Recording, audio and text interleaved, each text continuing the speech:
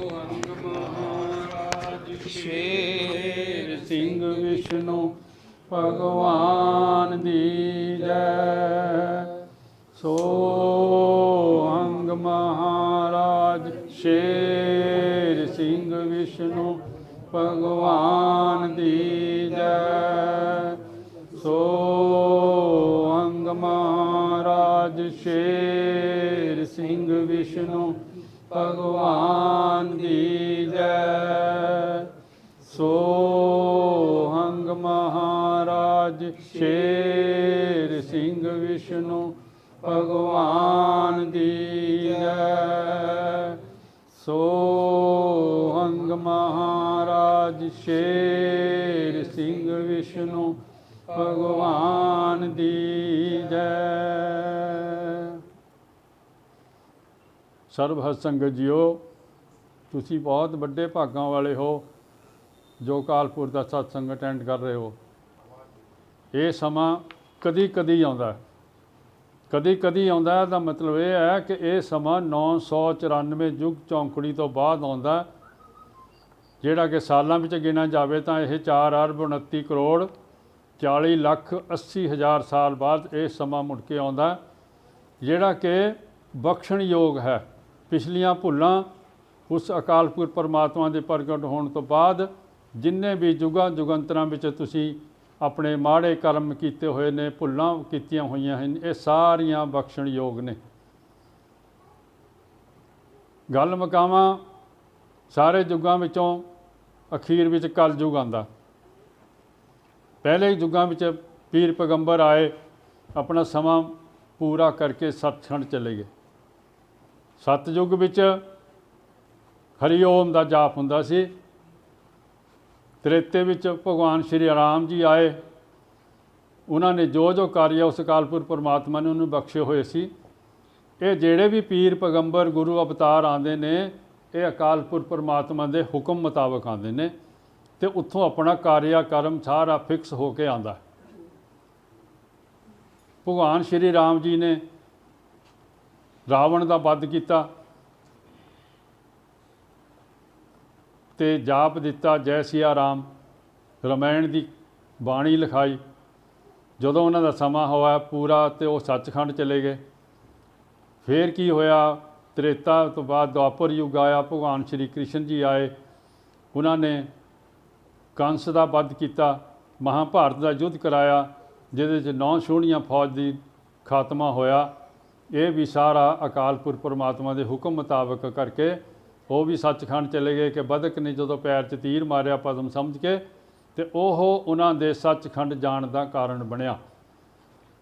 ਕਲਯੁੱਗ ਵਿੱਚ ਪੀਰ ਪੈਗੰਬਰ ਆਏ, ਗੁਰੂ ਅਵਤਾਰ ਆਏ, ਅਤੇ ਕਲਯੁੱਗ ਦਾ ਸਮਾਂ ਕਿੰਨਾ ਸੀ? 4,32,000 ਸਾਲ ਉਮਰ ਸੀ ਕਲਯੁੱਗ ਦੀ, ਜਿਹੜੀ ਕਿ ਪਿਛਲੀਆਂ ਪੇਸ਼ਗੋਈਆਂ ਅਨੁਸਾਰ ਸਾਰੇ ਪ੍ਰਗਟ ਹੋਏ ਨੇ। ਅਕਾਲ ਪੁਰਖ ਪਰਮਾਤਮਾ ਦੇ ਪ੍ਰਗਟ ਹੋਣ ਬਾਰੇ ਸਭ ਤੋਂ ਜ਼ਿਆਦਾ ਜਿਹੜਾ ਕਿਆ ਕਹਿੰਦੇ ਹੁੰਦੇ ਨੇ ਹੁਕਮ ਲੱਗਿਆ ਉਹਨਾਂ ਨੂੰ, ਸੱਚਖੰਡ ਜਦੋਂ ਤਪੱਸਿਆ ਕਰ ਰਹੇ ਸੀ ਸਾਹਿਬ ਸ੍ਰੀ ਗੁਰੂ ਗੋਬਿੰਦ ਸਿੰਘ ਜੀ, ਉੱਥੋਂ ਸਮਾਂ ਉਹਨਾਂ ਨੂੰ ਹੁਕਮ ਹੋਇਆ ਕਿ ਲੋਕ ਮਾਤ ਜਾਓ ਅਤੇ ਕਲਯੁੱਗ ਦਾ ਖਾਤਮਾ ਕਰੋ। ਹੁਕਮ ਕੀ ਹੋਇਆ? ਸਰਬੰਸ ਵਾਰਨ ਦਾ। ਸਾਰਾ ਸਰਬੰਸ ਵਾਰ ਕੇ ਚਾਰੇ ਸਾਹਿਬਜ਼ਾਦੇ ਬਾਰੇ, ਮਾਤਾ ਗੁਜਰੀ ਦੀ ਡੈਥ ਹੋਈ ਅਤੇ ਸਾਹਿਬ ਸ੍ਰੀ ਗੁਰੂ ਤੇਗ ਬਹਾਦਰ ਜੀ ਦੀ ਸ਼ਹੀਦੀ ਹੋਈ। ਚਾਰੇ ਸਾਹਿਬਜ਼ਾਦੇ ਦੀ ਸ਼ਹੀਦੀ ਨਾਲ 4 ਲੱਖ ਸਾਲ ਉਮਰ ਘਟੀ ਕਲਯੁੱਗ ਦੀ, ਅਤੇ ਸਾਹਿਬ ਸ੍ਰੀ ਗੁਰੂ ਤੇਗ ਬਹਾਦਰ ਜੀ ਸ਼ਹੀਦੀ ਨਾਲ 25,000 ਸਾਲ ਉਮਰ ਘਟੀ। ਇਸ ਤਰ੍ਹਾਂ ਇਹ ਮਿਲਾ ਕੇ 4,25,000 ਸਾਲ ਹੋ ਗਈ। 4,32,000 ਸਾਲ 'ਚੋਂ ਬਾਕੀ ਰਹਿ ਗਏ 7,000 ਸਾਲ, ਜਿਨ੍ਹਾਂ 'ਚੋਂ 1,000 ਸਾਲ ਉਮਰ ਇਸ ਕਲਯੁੱਗ ਦੇ ਕਰਮ ਧਰਮ ਨੇ ਖਾ ਲਈ। ਬਾਕੀ 6,000 ਸਾਲ ਬਚੇ, ਅਤੇ 6,000 ਸਾਲ ਵਿੱਚ ਹੀ ਦੇਖੋ ਕੀ ਹੋ ਰਿਹਾ ਹੈ ਇਸ ਧਰਤੀ 'ਤੇ, ਕਿੰਨਾ ਮਾੜਾ ਕਰਮ ਹੋ ਰਿਹਾ ਹੈ। ਕਿ ਅਗਰ ਇਹ 4,32,000 ਸਾਲ ਉਮਰ ਭੋਗਦਾ ਕਲਯੁੱਗ, ਅਤੇ ਫਿਰ ਬੰਦੇ ਨੂੰ ਇਹ ਵੱਢ ਕੇ ਖਾਈ ਜਾਣਾ ਸੀ, ਇਹ ਹਾਲ ਹੋ ਜਾਣਾ ਸੀ। ਇਹ ਸਾਰਾ ਸਰਬੰਸ ਵਾਰਨ ਦਾ ਹੁਕਮ ਅਕਾਲ ਪੁਰਖ ਪਰਮਾਤਮਾ ਦੀ ਤਰਫੋਂ ਸਾਹਿਬ ਸ੍ਰੀ ਗੁਰੂ ਗੋਬਿੰਦ ਸਿੰਘ ਜੀ ਨੂੰ ਹੋਇਆ। ਫਿਰ ਜਦੋਂ ਸਾਰਾ ਕੁਛ ਆਪਣਾ ਜੋ ਹੁਕਮ ਹੋਇਆ ਨਿਬੇੜ ਕੇ ਮਾਛੀਵਾੜੇ ਉੱਥੇ ਸੂਲਾਂ ਦੀ ਸੇਜ 'ਤੇ ਪਏ ਸੀ, ਉੱਥੇ ਅਕਾਲ ਪੁਰਖ ਪਰਮਾਤਮਾ ਨੂੰ ਪ੍ਰਗਟ ਹੋਏ, ਸ਼ਬਦੀ ਦਰਸ਼ਨ ਦਿੱਤੇ। ਐ ਗੋਬਿੰਦ, ਜਿਹੜਾ ਕਾਰਿਆ ਤੈਨੂੰ ਦਿੱਤਾ ਸੀ ਉਹ ਤੂੰ ਐਨ ਸਹਿਜ ਪੂਰਾ ਕੀਤਾ ਹੈ। ਹੁਣ ਆਪਣਾ ਪੰਜ ਤੱਤ ਸਰੀਰ ਨੂੰ ਭਾਂਡਾ ਭੰਨ ਕੇ ਮੇਰੇ ਵਿੱਚ ਸਮਾ ਜਾ। ਉੱਥੇ ਕਲਯੁਗ ਵੀ ਹਾਜ਼ਰ ਹੋਇਆ ਸੀ। ਕਲਯੁਗ ਪਹਿਲਾਂ ਜਦੋਂ ਇਹਨੂੰ 4,32,000 ਸਾਲ ਦੀ ਉਮਰ ਇਹਨੂੰ ਮਿਲੀ ਸੀ ਤੇ ਗੁਰੂ ਨਾਨਕ ਦੇਵ ਜੀ ਕੋਲ ਗਿਆ ਕਿ ਪਾਤਸ਼ਾਹ ਇੰਨੀ ਉਮਰ ਮੈਂ ਕੀ ਕਰਾਂਗਾ, ਇਹ ਕਿੱਦਾਂ ਭੋਗਾਂਗਾ, ਕਿੱਦਾਂ ਮੁੱਕੇਗੀ ਇਹ। ਤੇ ਗੁਰੂ ਨਾਨਕ ਦੇਵ ਜੀ ਨੇ ਕਲਯੁਗ ਨੂੰ ਕਿਹਾ ਸੀ ਕਿ ਗੱਲ ਸੁਣ ਕਲਯੁਗਾ, ਤੇਰਾ ਮੇਰੇ ਕੋਲ ਕੋਈ ਹੱਲ ਨਹੀਂ ਹੈਗਾ। 10ਵੇਂ ਜਾਮੇ ਵਿੱਚ ਸਾਹਿਬ ਸ੍ਰੀ ਗੁਰੂ ਗੋਬਿੰਦ ਸਿੰਘ ਜੀ ਆਣਗੇ, ਉਹ ਤੇਰਾ ਢੰਟਾ ਮਕਾਣਗੇ। ਔਰ ਹੋਇਆ ਉੱਦਾਂ ਹੀ। ਫਿਰ ਅਖੀਰ 'ਚ ਕੀ ਹੋਇਆ, ਜਦੋਂ ਗੁਰੂ ਨਾਨਕ ਦੇਵ ਜੀ ਨੇ ਕਿਹਾ ਵੀ 10ਵੇਂ ਜਾਮੇ ਵਿੱਚ ਸਾਹਿਬ ਸ੍ਰੀ ਗੁਰੂ ਗੋਬਿੰਦ ਸਿੰਘ ਕੋਲ ਜਾਈਂ, ਉੱਥੇ ਪਤਾ ਲੱਗੂ ਤੈਨੂੰ ਵੀ ਕੀ ਬਣਿਆ ਤੇਰਾ। ਤੇ ਅੱਗੇ ਜਾ ਕੇ ਸਤਨਾਮ ਵਾਹਿਗੁਰੂ ਜੀ ਨਾ ਕਹੀਂ, ਤੈਨੂੰ ਉਹਨੇ ਨਹੀਂ ਪਛਾਣਨਾ। ਉੱਥੇ ਜਾ ਕੇ ਜਕਾਰਾ ਬੁਲਾਈ, ਵਾਹਿਗੁਰੂ ਜੀ ਕਾ ਖਾਲਸਾ ਵਾਹਿਗੁਰੂ ਜੀ ਕੀ ਫਤਿਹ, ਤਾਂ ਤੈਨੂੰ ਉਹ ਪਛਾਣਨਗੇ ਵੀ ਤੂੰ ਕਲਯੁਗ ਹੈਗਾ। ਤੇ ਉੱਥੇ ਜਾ ਕੇ ਉਹਨਾਂ ਨੇ ਜਕਾਰਾ ਬੁਲਾਇਆ ਤੇ ਗੁਰੂ ਗੋਬਿੰਦ ਸਿੰਘ ਨੇ ਕਿਹਾ, ਕਲਯੁਗਾ ਤੇਰੇ ਤੇ ਉਮਰ ਤੇ ਮੈਂ ਲੈਣ ਦਾ ਟੰਟਾ ਹੀ ਖਤਮ ਕਰਤਾ ਸਰਬੰਸ ਵਾਰ ਕੇ, ਤੇ ਹੁਣ ਤੂੰ ਆਪਣਾ ਕਾਰਿਆਕਰਮ ਪੂਰਾ ਕਰਕੇ ਕੰਮ ਨਿਬੇੜ ਆਪਣਾ। ਉੱਥੇ ਜਾ ਕੇ ਫਿਰ ਉਹਨਾਂ ਨੇ ਸਾਰਾ ਕੰਮ ਨਿਬੇੜ ਕੇ ਅਖੀਰ ਵਿੱਚ ਕੀ, ਜਦੋਂ ਸੱਚੇ ਸ਼ਹਿਨਸ਼ਾਹ ਪ੍ਰਗਟ ਹੋਏ, ਉਹਨਾਂ ਨੇ ਜਕਾਰਾ ਦਿੱਤਾ, ਸੋਂਗ ਮਹਾਰਾਜ ਸ਼ੇਰ ਸਿੰਘ ਵਿਸ਼ਨੂੰ ਭਗਵਾਨ ਦੀ ਜੈ। ਇਹ ਜਕਾਰਾ ਸੱਚਖੰਡ 'ਚੋਂ ਮਿਲਿਆ, ਸੱਚਖੰਡ 'ਚੋਂ ਬਖਸ਼ਿਸ਼ ਹੋਈ ਹੈ। ਸੋ ਹੰਗ ਦਾ ਮਤਲਬ ਹੈ ਸੋ ਅਕਾਲ ਪੁਰਖ, ਹੰਗ ਆਤਮਾ ਮਹਾਰਾਜ ਦਾ ਹੈ, ਆਤਮਾ ਦਾ ਪਰਮਾਤਮਾ ਮਹਾਰਾਜ।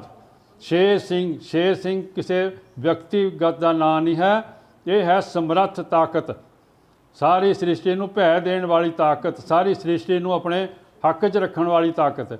ਵਿਸ਼ਨੂੰ ਤੋਂ ਭਗਵਾਨ ਹੈ। ਜਦੋਂ ਮਹਾਰਾਜ ਕਹਿੰਦਾ, ਜਦੋਂ ਮੈਂ ਸਾਰੀ ਸ੍ਰਿਸ਼ਟੀ ਨੂੰ ਆਪਣੇ ਭੈ 'ਚ ਰੱਖਣ ਵਾਲਾ ਹਾਂ ਤੇ ਮੈਂ ਇਹਦੀ ਪਾਲਣਾ ਕਰਨ ਦਾ ਵੀ ਪ੍ਰਗਟ ਹਾਂ। ਆਪਣਾ ਉਹ ਜੁੰਮਾ ਲੈਂਦਾ, ਸਾਰੀ ਸ੍ਰਿਸ਼ਟੀ ਦਾ ਪਾਲਣਹਾਰ ਵੀ ਮੈਂ ਹਾਂ, ਇਸ ਕਰਕੇ ਮੈਂ ਭਗਵਾਨ ਹਾਂ, ਮੇਰੀ ਜੈ ਹੋਵੇ। ਇਹ ਜਕਾਰਾ ਸਾਰੀ ਸ੍ਰਿਸ਼ਟੀ ਵਿੱਚ ਜੁਗਾਂ ਜੁਗੰਤਰਾਂ ਤੱਕ ਚੱਲਣਾ। ਹੁਣ ਕੋਈ ਦੇਹਧਾਰੀ ਦੂਰੋਂ ਨਹੀਂ ਇਸ ਧਰਤੀ 'ਤੇ ਆਉਣਾ। ਸਤਿਗੁਰ ਸ਼ਬਦ ਗੋਬਿੰਦ ਦਾ ਰਾਜ ਹੋਣਾ ਔਰ ਉਸ ਦੇ ਹੁਕਮ ਮੁਤਾਬਕ ਹੀ ਇੱਥੇ ਸਾਰਾ ਕੁਛ ਸ੍ਰਿਸ਼ਟੀ ਦਾ ਚੱਲਣਾ ਹੈ। ਤੇ ਕਲਯੁਗ ਦੇ ਅੰਤ ਵਿੱਚ ਮਾੜਾ ਸਮਾਂ ਹੈ, ਇਹ ਤਾਂ ਸਾਰੇ ਹੀ ਜਾਣਦੇ ਹੀ ਹੋ। ਭਿਅੰਕਰ ਤੋਂ ਭਿਅੰਕਰ ਸਮਾਂ ਆ ਰਿਹਾ ਹੈ। ਇਸ ਕਰਕੇ ਸੋਹੰਗ ਦਾ ਜਾਪ ਦਿੱਤਾ ਹੈ ਤੇ ਮਹਾਰਾਜ ਸ਼ੇਰ ਸਿੰਘ ਵਿਸ਼ਨੂੰ ਭਗਵਾਨ ਦੀ ਜੈ ਦਾ ਜਕਾਰਾ ਦਿੱਤਾ ਹੈ। ਇਹ ਜਕਾਰੇ ਸਵੇਰੇ ਉੱਠ ਕੇ ਮੰਜੇ ਤੋਂ ਥੱਲੇ ਉਤਰਨ ਤੋਂ ਪਹਿਲਾਂ ਹੀ ਨੇਤਰ ਬੰਦ ਕਰਕੇ ਹੱਥ ਜੋੜ ਕੇ 5 ਜਕਾਰੇ ਲਾਓ, ਉਸ ਅਕਾਲ ਪੁਰਖ ਪਰਮਾਤਮਾ ਦੇ ਅੱਗੇ ਅਰਦਾਸ ਬੇਨਤੀ ਕਰੋ। ਇਸੇ ਤਰ੍ਹਾਂ ਸ਼ਾਮ ਨੂੰ ਸੌਣ ਲੱਗੇ ਆਪਣੇ ਬਿਸਤਰ 'ਤੇ ਕੰਮ ਮੁਕਾ ਕੇ ਬੈਠ ਕੇ 5 ਜਕਾਰੇ ਲਾ ਕੇ ਅਕਾਲ ਪੁਰਖ ਪਰਮਾਤਮਾ ਦੇ ਅੱਗੇ ਬੇਨਤੀ ਕਰੋ ਵੀ ਸੱਚੇ ਪਾਤਸ਼ਾਹ ਤੇਰੀ ਕਿਰਪਾ ਸਦਕਾ 4 ਪਹਿਰ ਦਿਨ ਦਾ ਸੁੱਖਾਂ ਨਾਲ ਬਤੀਤ ਹੋਇਆ ਹੈ, ਰਹਿਣ ਆਈ ਆ 4 ਪਹਿਰ ਦੀ ਸੁੱਖਾਂ ਦੀ ਬਤੀਤ ਕਰੀ। ਇੰਨੀ ਹੀ ਸਿਰਫ ਪਾਠ ਪੂਜਾ ਹੈਗੀ ਆ। ਅਕਾਲ ਪੁਰਖ ਪਰਮਾਤਮਾ ਕਹਿੰਦਾ, ਜਦੋਂ ਮੈਂ ਖੁਦ ਧਰਤੀ 'ਤੇ ਆ ਗਿਆ ਤੇ ਮੇਰੇ ਭਗਤਾਂ ਨੂੰ ਕੋਈ ਪੋਥੀਆਂ ਪੜ੍ਹਨ ਦੀ ਲੋੜ ਨਹੀਂ, ਕੋਈ ਪਾਠ ਪੂਜਾ ਕਰਨ ਦੀ ਲੋੜ ਨਹੀਂ। 5 ਜਕਾਰੇ ਸਵੇਰੇ ਲਾਓ, 5 ਜਕਾਰੇ ਸ਼ਾਮ ਨੂੰ ਲਾਓ ਤੇ ਆਪਣਾ ਦਿਨ ਦਾ ਰੋਜ਼ ਚਾਰਾ ਕੰਮ ਜਿਹੜਾ ਮਰਜ਼ੀ ਕਰੋ। ਤੇ ਇੰਨਾ ਹੀ ਪਾਠ ਪੂਜਾ ਦਾ ਹੈ। ਬਾਣੀ ਹੈ 21 ਨੰਬਰ ਗ੍ਰੰਥ 'ਚੋਂ, ਰਾਵੀ ਤੇ ਸਦੀ 14ਵੀਂ ਛੋਟੇ ਸਾਹਿਬਜ਼ਾਦਿਆਂ ਬਾਰੇ ਗੱਲਬਾਤ ਕਰਦੇ ਨੇ ਕਿ ਛੋਟੇ ਸਾਹਿਬਜ਼ਾਦਿਆਂ ਦਾ ਕੀ ਲੇਖ ਸੀ, ਕੀ ਹੋਇਆ ਉਹਨਾਂ ਦੇ ਨਾਲ। ਸਤਯੁਗ ਵਿੱਚ ਇਹ ਰਾਮ ਦੇ ਬੱਚੇ ਹੋਏ ਨੇ, ਦੋਨੇ ਹੀ ਲਵ ਤੇ ਕੁਸ਼। ਉਸ ਤੋਂ ਬਾਅਦ ਇਹ ਸਾਹਿਬ ਸ੍ਰੀ ਗੁਰੂ ਗੋਬਿੰਦ ਸਿੰਘ ਜੀ ਦੇ ਛੋਟੇ ਸਾਹਿਬਜ਼ਾਦੇ ਜ਼ੋਰਾਵਰ ਸਿੰਘ ਤੇ ਫਤਿਹ ਸਿੰਘ ਹੋਏ ਨੇ, ਉਹਨਾਂ ਦਾ ਅੱਗੇ ਜਨਮ ਇਹ ਹੋਇਆ। ਆਖਰ ਵਿੱਚ ਅਖੀਰ ਵਿੱਚ ਸਾਹਿਬ ਸ੍ਰੀ ਗੁਰੂ ਅਕਾਲ ਪੁਰਖ ਪਰਮਾਤਮਾ ਦੇ 4 ਸਾਹਿਬਜ਼ਾਦਿਆਂ ਵਿੱਚੋਂ 2 ਛੋਟੇ ਸਾਹਿਬਜ਼ਾਦੇ ਮਨਜੀਤ ਸਿੰਘ ਤੇ ਜਗਦੀਸ਼ ਸਿੰਘ ਹੋਏ ਨੇ। ਇਹਨਾਂ ਬਾਰੇ ਬਾਣੀ ਹੈ, ਰਾਵੀ ਕਹੇ ਸਦੀ 14ਵੀਂ ਕਿਉਂ ਬਾਹਰ ਖਲੋਤੀ, ਖਾਲਸ ਖਾਲਕ ਖਲਕ ਦੇ ਵਡਿਆਈਆ, ਆ ਕੇ ਵੇਖ ਪ੍ਰਭ ਦੇ ਭਗਤ ਤੁਰਦੇ ਮਾਣਕ ਮੋਤੀ, ਅਨਮੁੱਲੜੇ ਨਜ਼ਰੀ ਆਈਆ, ਜਿਨ੍ਹਾਂ ਦੇ ਅੰਦਰ ਇੱਕੋ ਪ੍ਰੇਮ ਦੀ ਜੋਤੀ, ਦੂਜਾ ਨੂਰ ਨ ਕੋਇ ਰੁਸ਼ਨਾਈਆ। ਚਾਰ ਵਰਨਾ ਦਿਸੇ ਸਾਂਝੇ ਗੋਤੀ, ਦੀਨ ਮਜਬ ਵੰਡ ਨ ਕੋਇ ਵੰਡਾਈਆ। ਹੱਥ ਵਿੱਚ ਫੜ ਕੇ ਵਿੰਗੀ ਟੇਢੀ ਸੋਟੀ, ਪਗ ਡੰਡੀਆਂ ਦਾ ਝਗੜਾ ਦੇ ਮੁਕਾਈਆ। ਮੇਰੀ ਧਾਰ ਰਹਿਣ ਨਹੀਂ ਦਿੱਤੀ ਇਕਲੌਤੀ, ਇੱਕ ਇਕੱਲਾ ਦਾ ਨਾਤਾ ਲਿਆ ਬਣਾਈਆ। ਜੁਗ ਚੌਂਕੜੀ ਰਹੀ ਸੋਤੀ, ਥੁੱਤੀ ਲਈ ਉਠਾਈਆ। ਮੈਂ ਪ੍ਰੇਮ ਪਿਆਰ ਦੀ ਬੰਦੀ ਤੇੜ ਧੋਤੀ, ਧਰਮ ਦੀ ਧਾਰ ਗੰਢ ਪਵਾਈਆ। ਨਿਗਾਹ ਮਾਰ ਕੇ ਵੇਖੀ ਲੋਕ ਮਾਤ, ਦੋ ਜਹਾਨਾਂ ਖੋਜ ਖੁਜਾਈਆ। ਜਿੱਧਰ ਤੱਕਿਆ ਸ੍ਰਿਸ਼ਟੀ ਦ੍ਰਿਸ਼ਟੀ, ਅੰਦਰ ਸਾਰੇ ਪੜਦੇ ਪੱਤਰਿਆਂ ਵਾਲੀ ਪੋਥੀ। ਪਾਰ ਬ੍ਰਹਮ ਦਾ ਧਿਆਨ ਨਾ ਕੋਏ ਲਗਾਈਆ। ਸਾਰੇ ਜਗਤ ਵਿੱਚ ਪੋਥੀਆਂ ਪੜ੍ਹੀ ਜਾਂਦੇ ਨੇ, ਪਾਠ ਕਰੀ ਜਾਂਦੇ ਨੇ, ਪਰ ਉਸ ਅਕਾਲ ਪੁਰਖ ਪਰਮਾਤਮਾ ਨੂੰ ਅੰਦਰ ਹਿਰਦੇ ਤੋਂ ਕੋਈ ਨਹੀਂ ਧਿਆਉਂਦਾ।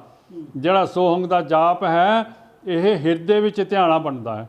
ਅਕਾਲ ਪੁਰਖ ਦਾ ਹੁਕਮ ਹੈ ਇਹਨੂੰ ਹਿਰਦੇ 'ਚ ਧਿਆਣਾ। ਬੁੱਲਾਂ ਬੁੱਟਾਂ ਜੀਭ ਕੋਈ ਹਿੱਲਣੀ ਨਹੀਂ ਚਾਹੀਦੀ ਹੈਗੀ। ਅੱਜ ਕੱਲ੍ਹ ਤਾਂ ਵਾਹਿਗੁਰੂ ਵਾਹਿਗੁਰੂ ਜੈ ਸਿਆ ਰਾਮ ਆਪਾਂ ਉਚਾਰ ਬੋਲ ਕੇ ਉਚਾਰਦੇ ਹਾਂ, ਪਰ ਸੋਹੰਗ ਦਾ ਜਾਪ ਇਹ ਆਪਣੇ ਹਿਰਦੇ ਤੋਂ ਕਰਨਾ। ਜਗਤ ਬੁੱਧੀ ਹੋ ਗਈ ਥੋਥੀ, ਪਤਿਤ ਪੁਨੀਤ ਨਾ ਕੋਏ ਕਰਾਈਆ। ਮੈਂ ਸੋਚ ਰਹੀ ਸਾਂ ਸੋਚੀ, ਸਮਝ ਵਿੱਚੋਂ ਸਮਝ ਪ੍ਰਗਟਾਈਆ। ਮੈਨੂੰ ਰਵਿਦਾਸ ਦਿਸਿਆ, ਜੋ ਗੁਰਮੁਖ ਬਣਿਆ ਚੁਮਿਆਰਾ ਮੋਚੀ। ਅਖਰਾਂ ਗੰਢ ਪਵਾਈਆ, ਮੈਨੂੰ ਖੁਸ਼ੀ ਹੋਈ ਬਹੁਤੀ, ਹਿਰਦੇ ਅੰਤਰ ਵਜੀ ਵਧਾਈਆ। ਕਿਉਂ ਪ੍ਰਭੂ ਸਦਾ ਮੰਨਦਾ ਆਇਆ, ਉਹਦੀ ਆਦ ਦੀ ਰੀਤੀ ਚਲੀ ਆਈਆ। ਜਿਸਨੇ ਆਪਣੀ ਆਤਮਾ ਸੋਧੀ, ਮਨ ਦੀ ਮੈਲ ਧਵਾਈਆ। ਭਗਤਾਂ ਨੂੰ ਲੈ ਕੇ ਬੈਠਾ ਗੰਮੀ ਗੋਦੀ, ਜਿਸ ਦੇ ਚਰਨ ਚੁੰਮਣ ਵਾਸਤੇ ਗੰਗਾ ਗੋਦਾਵਰੀ ਜਮਨਾ ਸੁਰਸਤੀ ਭੱਜੀਆਂ ਆਵਣ ਵਾਹੋ ਦਾਹੀਆ। ਮੈਂ ਵੀ ਹੱਥ ਲਗਾਉਣਾ ਉਸ ਦੀ ਗੋਡੀ, ਸਤਕਾਰ ਨਾਲ ਸੀਸ ਨਿਵਾਈਆ। ਸਦੀ ਚੌਦਵੀਂ ਕਹੇ ਰਾਵੀ ਆ ਕੌਣ, ਰਾਵੀ ਕਹੇ ਇਹ ਸਵੇਰੇ 3 ਵਜੇ ਦਾ। ਨਾਰਦ ਆ ਗਿਆ ਹਲਾਂਦਾ ਬੋਦੀ, ਉਗਲਾਂ ਕੰਨਾਂ ਵਿੱਚ ਫਰਾਈਆ। ਕਰਦਾ ਫਿਰੇ ਕੌਡੀ ਕੌਡੀ, ਕੌਡੀ ਹੱਥਾਂ ਵਿੱਚ ਲਟਕਾਈਆ। ਇਹਦੇ ਕੋਲ ਕੀ ਜਾਕ ਤੱਕਿਆ, 4 ਯੁੱਗ ਦੀ ਸ਼ਰ੍ਹਾ ਰੱਖੀ ਉੱਤੇ ਮੋਢੀ। ਕੰਧੇ ਮਾਰ ਕੇ ਚੱਲੇ ਚਾਈ ਚਾਈਆ। ਨਾਲੋਂ ਛੋਟੀ ਜਹੀ ਇਸਨੇ ਪੱਤਿਆਂ ਵਾਲੀ ਬਣਾਈ ਬੋਗੀ। ਹੱਸ ਕੇ ਕਹੇ ਇਹਦੇ ਵਿੱਚ ਅੱਲਾ ਤੇ ਵਾਹਿਗੁਰੂ, ਹਰੀ ਓਮ ਤਤ ਸਤ ਰੱਖ ਕੇ ਮੈਂ ਪ੍ਰਿਥਵੀ ਦਾ ਚੱਕਰ ਲਾ ਰਿਹਾ ਵਖਾਈਆ। ਜੋਤੀ ਜੋ ਸਰੂਪ ਹਰ ਆਪ ਆਪਣੀ ਕਿਰਪਾ ਕਰ, ਅਗੰਮ ਆਪਣਾ ਹੁਕਮ ਵਰਤਾਈਆ। ਸਦੀ ਚੌਦਵੀਂ ਕਹੇ ਕੀ ਆਉਣਾ ਪੁਰਖ ਵਿਨਾਸ਼, ਸੱਚ ਸੱਚ ਸਮਝਾਈਆ। ਰਾਵੀ ਕਹੇ ਜਿਨ ਪੈਗੰਬਰਾਂ ਦਿੱਤੀ ਫਾਸੀ, ਫੈਸਲਾ ਹੱਕ ਸੁਣਾਈਆ। ਸਦੀ ਚੌਦਵੀਂ ਕਹੇ ਕਰਕੇ ਹਾਸੀ, ਹੱਥਾਂ ਪੈਰਾਂ ਨਾਲ ਛੁਹਾਈਆ। ਨੀ ਕਿਤੇ ਪ੍ਰਭੂ ਪੰਡਤ ਬਣ ਕੇ ਚਲਿਆ ਗਿਆ ਨਹੀਂ ਕਾਸ਼ੀ, ਜਾਂ ਗੰਗਾ ਗੋਦਾਵਰੀ ਜਮਨਾ ਸੁਰਸਦੀ ਦੇ ਤੱਟਾਂ ਉੱਤੇ ਫੇਰਾ ਪਾਈਆ। ਕਿਉਂਕਿ ਪਿਛਲਿਆਂ ਗ੍ਰੰਥਾਂ ਉਹਨਾਂ ਦਾ ਬਣਾਇਆ ਸਾਥੀ, ਉੱਥੇ ਹੀ ਖੇਲ ਖਿਲਾਈਆ। ਰਾਵੀ ਕਿਹਾ ਮੈਂ ਕਥਾ ਸੁਣਾਵਾਂ ਸਾਚੀ, ਸੱਚ ਦਿਆਂ ਦਿਰੜਾਈਆ। ਜਿਸ ਵੇਲੇ ਗੁਰੂ ਅਰਜਨ ਨੇ ਦੇ ਤਜਾਈ ਕਾਚੀ, ਤੱਤਾਂ ਨਾਲੋਂ ਕੀਤੀ ਜੁਦਾਈਆ। ਮੈਨੂੰ ਲਿਖ ਕੇ ਦੇ ਗਿਆ ਇੱਕ ਪਾਤੀ, ਬਿਨ ਅੱਖਰਾਂ ਜੋੜ ਜੁੜਾਈਆ। ਆ ਵੇਖ ਜਿਸ ਵੇਲੇ ਕਲਯੁਗ ਅੰਧੇਰੀ ਹੋਈ ਰਾਤੀ, ਸਾਚਾ ਚੰਦ ਨ ਕੋਈ ਚਮਕਾਈਆ। ਫਿਰ ਆਵੇ ਪੁਰਖ ਅਵਨਾਸ਼ੀ, ਕਰਨੀ ਦਾ ਕਰਤਾ ਫੇਰੀਆਂ ਪਾਈਆ। ਸਾਰੇ ਪੀਰ ਪੈਗੰਬਰਾਂ ਦੀਆਂ ਪੇਸ਼ਗੋਈਆਂ ਮੁਤਾਬਕ ਕਲਯੁਗ ਦੇ ਅੰਤ ਵਿੱਚ ਉਸ ਅਕਾਲ ਪੁਰਖ ਪਰਮਾਤਮਾ ਨੇ ਕਲੰਕ ਅਵਤਾਰ ਕਲਕੀ ਅਵਤਾਰ ਨੇ ਪ੍ਰਗਟ ਹੋਣਾ ਸੀ, ਜੋ ਕਿ ਪ੍ਰਗਟ ਹੋ ਕੇ ਹੁਣ ਸੱਚੇ ਤੁਹਾਡੇ ਸਾਹਮਣੇ ਨਿਰਗੁਣ ਸਰੂਪ ਵਿੱਚ ਸੱਚੇ ਸਿੰਘਾਸਨ ਤੇ ਬਿਰਾਜਮਾਨ ਨੇ। ਫਿਰ ਆਵੇ ਪੁਰਖ ਅਵਿਨਾਸ਼ੀ, ਕਰਨੀ ਦਾ ਕਰਤਾ ਫੇਰੀਆਂ ਪਾਈਆ। ਸਦੀ 14ਵੀਂ ਤੂੰ ਵੀ ਹੋਣਾ ਉਸ ਦੀ ਦਾਸੀ, ਮੈਨੂੰ ਗੁਰੂ ਅਰਜਨ ਲਿਖ ਕੇ ਗਿਆ ਫੜਾਈਆ। ਉਹਦੇ ਕੋਲ ਉਹ ਨਾਮ ਜਿਹੜਾ 4 ਯੁੱਗ ਦੇ ਵੱਜੇ ਹੋਇਆਂ ਜਿੰਦਰਿਆਂ ਨੂੰ ਇੱਕੋ ਵਾਰ ਲਾਏ ਚਾਬੀ। ਤਾਲੇ ਅੱਲਾ ਤਾਲਾ ਸਭ ਦੇ ਦਏ ਖੁਲਾਈਆ। ਸਦੀ 14ਵੀਂ ਕਹੇ ਮੈਂ ਵੀ ਉਸੇ ਨੂੰ ਅਰਾਧੀ, ਇੱਕੋ ਦਾ ਧਿਆਨ ਲਗਾਈਆ। ਕੀ ਵੇਸ ਕਰੇ ਕੀ ਭੇਸ ਕਰੇ, ਕੀ ਦੇਸ ਵਰੇ, ਉਹ ਛੈਲ ਛਬੀਲਾ ਨੌਜਵਾਨਾ ਮਰਦ ਮਰਦਾਨਾ।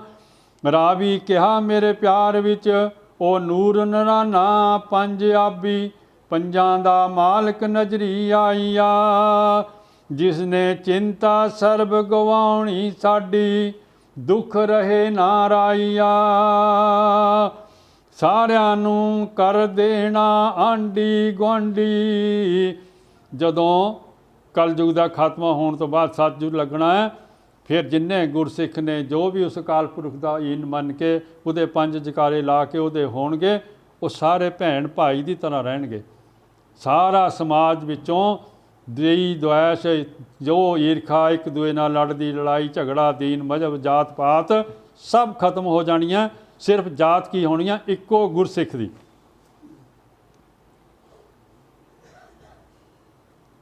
ਸਾਰਿਆਂ ਨੂੰ ਕਰ ਦੇਣਾ ਆਂਢੀ ਗੁਆਂਢੀ, ਦੂਈ ਦਵੈਤ ਡੇਰਾ ਢਾਈਆ।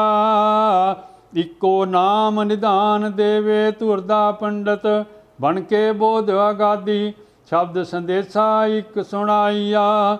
ਰਾਵੀ ਕਹੇ ਮੈਂ ਥੋੜਾ ਸੁਣਿਆ, ਜਿਸ ਵੇਲੇ ਜੋਰਾਵਰ ਸਿੰਘ ਨੂੰ ਪਿਆਰ ਦਿੱਤਾ ਸੀ ਗੁਜਰੀ ਦਾਦੀ।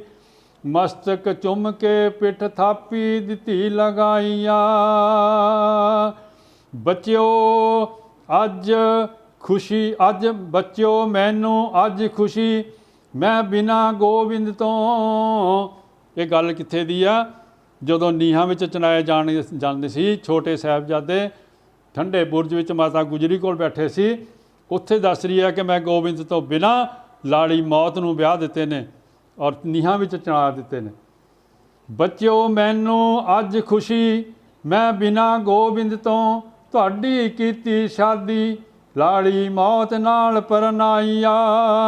ਜੋਤੀ ਜੋਤ ਸਰੂਪ ਹਰ ਆਪ ਆਪਣੀ ਕਿਰਪਾ ਕਰ, ਸਦ ਆਪਣੀ ਕਾਰ ਕਮਾਈਆ। ਬੱਚਿਆਂ ਨੇ ਫਿਰ ਦਾਦੀ ਨੂੰ ਕੀ ਕਿਹਾ ਵੀ ਸਾਡਾ ਜਿਹੜਾ ਕੰਮ ਹੈ ਅਜੇ ਮੁੱਕਿਆ ਨਹੀਂ ਹੈਗਾ, ਇੱਥੋਂ ਅਸੀਂ ਇਹ ਕੰਮ ਮੁਕਾ ਕੇ ਔਰੰਗਜ਼ੇਬ ਦਾ ਅੱਗੇ ਕੀ ਕਰਨਾ ਉਹ ਸੁਣ। ਬੱਚਿਆਂ ਕਿਹਾ ਧੰਨ ਵਡਿਆਈ ਤੇਰੀ ਅੰਮਾ, ਅੰਮੜੀ ਸੀਸ ਨਿਵਾਈਆ। ਸਾਨੂੰ ਨਜ਼ਰ ਆਉਂਦਾ ਸਾਡੇ ਪਿਤਾ ਨੇ ਬਦਲ ਦੇਣਾ ਸਮਾਂ, ਪੁਰਖ ਅਕਾਲ ਦਿਆ ਕਮਾਈਆ। ਪੁਰਖ ਅਕਾਲ ਪੁਰਖ ਪਰਮਾਤਮਾ ਦੇ ਛੋਟੇ ਬੱਚੇ ਸਨ ਮਨਜੀਤ ਸਿੰਘ ਤੇ ਜਗਦੀਸ਼ ਸਿੰਘ। ਸਾਨੂੰ ਨਜ਼ਰ ਆਉਂਦਾ ਸਾਡੇ ਪਿਤਾ ਨੇ ਬਦਲ ਦੇਣਾ ਸਮਾਂ, ਪੁਰਖ ਅਕਾਲ ਦਿਆ ਕਮਾਈਆ। ਉਸਨੇ ਮਾਰਗ ਲਾਉਣਾ ਨਵਾਂ, ਵਾਗ ਗੋਬਿੰਦ ਹੱਥ ਫੜਾਈਆ। ਬਾਗ ਕੀ ਹੈ? ਸਤਿਗੁਰ ਸ਼ਬਦ ਗੋਬਿੰਦ। ਇਹ ਸਾਰੇ ਯੁਗਾਂ ਵਿੱਚ ਆਪਣਾ ਭੇਸ ਬਦਲ ਕੇ ਆਉਂਦਾ ਹੈ। ਕੌਣ ਆ? ਸਤਿਗੁਰ ਸ਼ਬਦ। ਸਤਿਗੁਰ ਸ਼ਬਦ ਹੋਣ ਕਰਕੇ ਸਾਰੇ ਕਹੇ ਜਾਂਦੇ ਨੇ ਸ਼ਹੀਦੀ ਪ੍ਰਾਪਤ ਕਰਤੀ, ਉਹਨਾਂ ਨੇ ਮਾਰਤਾ, ਇਹ ਕਰਤਾ ਉਹ ਕਰਤਾ। ਪਰ ਸਤਿਗੁਰ ਸ਼ਬਦ ਗੋਬਿੰਦ ਦੇ ਬੱਚਿਆਂ ਨੂੰ ਮਾਰ ਕੌਣ ਸਕਦਾ ਸੀ? ਕੋਈ ਨਹੀਂ ਮਾਰ ਸਕਦਾ ਸੀ।